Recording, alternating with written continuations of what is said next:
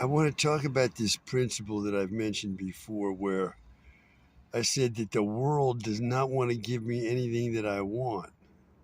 It gives me things, but if I want something, I don't get it.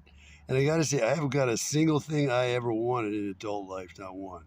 And here's another example of how this principle shows itself in my life.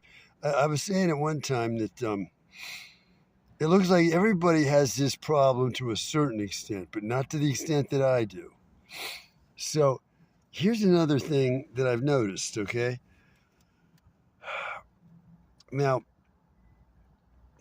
my wife and I, when we were first married and all, and doing what I'm calling, what did I call this before? Wrestling. Doing the naked wrestling part of our relationship. She never wore perfume. Okay, and occasionally in stores I'd say, "Hey, this is nice, bro. I like perfume." I said, "Why don't you ever wear perfume?"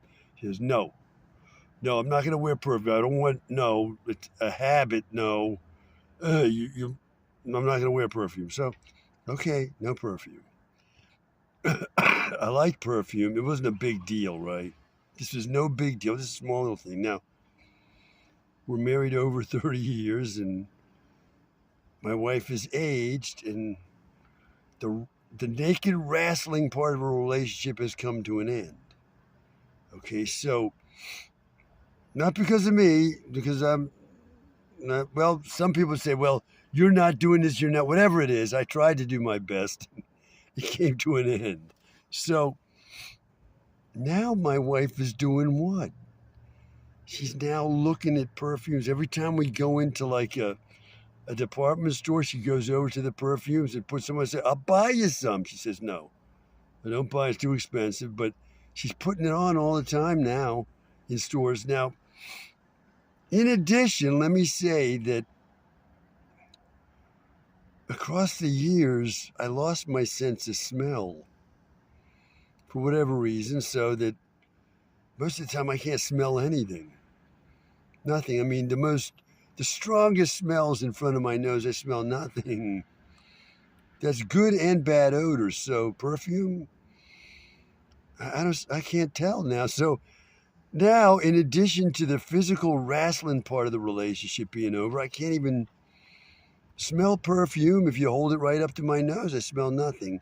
And now my wife is wanting to look at perfume. So this is another example where I want something, and for some reason, when I want something, it's getting associated with some forbidden impulse in people where they're going to say no, no to that. Now, the association has got to be this male rape that I suffered while asleep. And I'm not sure how to connect things up here, but that was illegal what was happening to me, right? And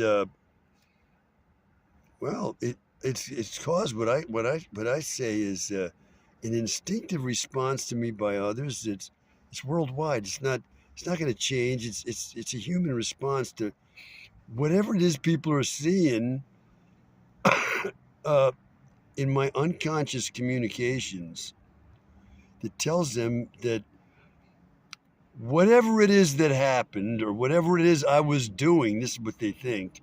I was doing something.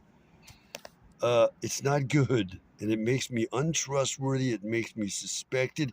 Everybody is certain amount suspected, right? Everywhere if you're a stranger, but past a certain point, you should be trusted. And I got to say, uh, for me, I'm in absolute isolation due to this crime having been committed on me, and even the so-called experts in these behavioral sciences were not able to figure this out.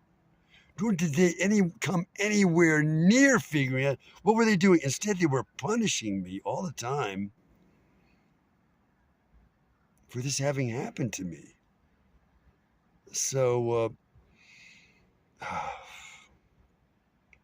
Well, I'm coming at an exasperation point in what I'm talking about here. I started out with a small thing, perfumes and so on, and my experience with them over the years, and I'm saying that really down to the minutest details.